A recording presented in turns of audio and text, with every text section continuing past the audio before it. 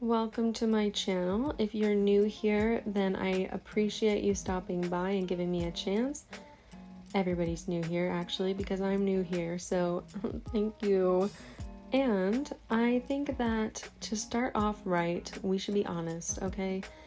I'm gonna tell you right now, I just started watercolor. I just started art, okay? So I am no expert professional.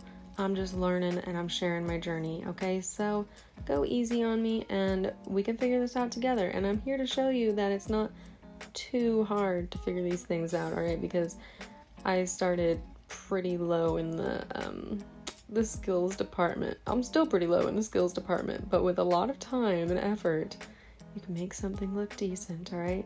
So I actually can't take credit for this sketch, although I have done in the past a few really nice sketches.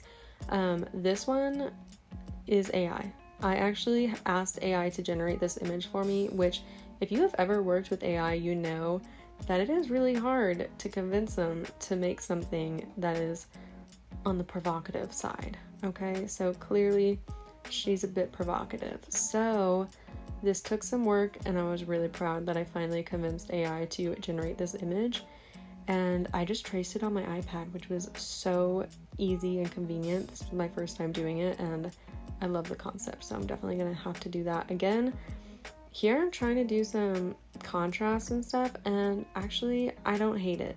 I think it looked pretty good. It took me a few tries to get it right, but eventually, I mean, it's okay. It's working for me.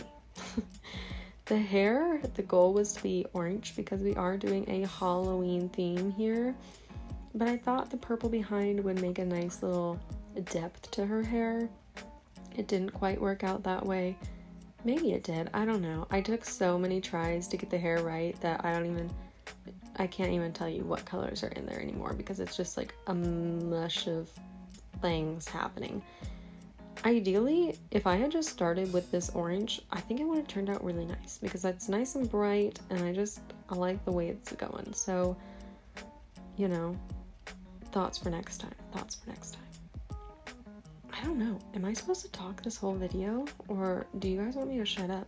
Let me know in the comments if you like the narrating or if you would rather like a little narrating and some music because I'm gonna talk. I'll tell you that right now. Like, I hope you guys want to hear me talk because I like to, but if you want to hear a little bit less of it, that can also be arranged, okay? Anyways, yeah, like I said, I'm new here, you're new here, we can work together on this and make this great, okay? So, as I said, the hair took a lot of effort and I color drenched the shit out of it. So obviously the paint is going on way too thick. It's looking nothing like watercolor. It just looks like acrylic, or I don't know what normal paint is called. I think it's acrylic. But anyways, it's not supposed to look like this. So I decided to wet the whole hair and like wipe off what I could and try again with yellow because I thought the yellow would bring out, you know, that bright orange shade that I was looking for. And it did a decent job. I was happy enough with the results. I took a break from the hair to look at the eyes, and they look a little weird right now because I haven't done the black middle, but I promise they do improve. I was pretty impressed with my shading throughout the whole thing, but you know, we can't do everything right. So I tried the shading and then I wanted to like just fade out the line of it so it wasn't so harsh, and well, yeah, you can see what went wrong there. My forehead just got super bright and I was like, oh gosh, I don't know how to fix this. Let me just make her whole face darker. And that wasn't a good idea, you know. So I aborted that mission. I didn't want her face darker because I didn't want to redo the whole body either. So I ended up wetting the face too and blotting it off just like I did with the hair. And slowly but surely she became pretty normal again. And so that's a good lesson for new artists.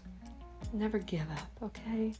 You can fix it. Well, I don't know about other types of art, but with watercolor it's pretty easy to remove what you've done and kind of redo it. It's not perfect, but it's something, okay?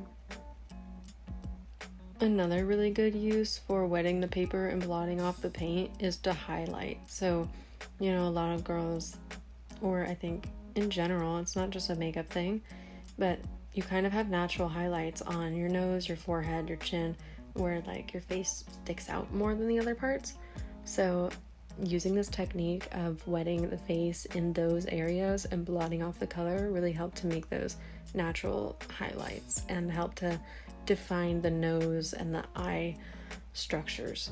The blush, I tried so many things, and if anybody has advice for me, I would love to take it. I just don't know how to do blush at all. So like I said, the sketch is traced from an AI generated photo. So I'm going to show you the photo now because I wanted you to see how I was tracing it to get the lines and just how it works. So this is the image and I just put my paper over it. The light shines through the iPad and it works perfectly. And yes, she's holding pumpkins. I thought that was a fun little surprise. I would have started off with showing you how the tracing worked, but I wanted you to think she had like, you know, triple G's, and I don't know if triple G's are even a real thing in terms of boobie sizes, but I didn't want to ruin the surprise. So the pumpkins were actually kind of fun to draw because I did the little highlights, which I don't know, highlights are oddly satisfying. The shadows, I'm sure they would be satisfying if I was better at them, but again, it was one of those things where it went on too dark and it was just not as satisfying as I had hoped. But still made a lot more depth to the photo, and I'm really happy I included the shadows. I think that was a really important part to this piece.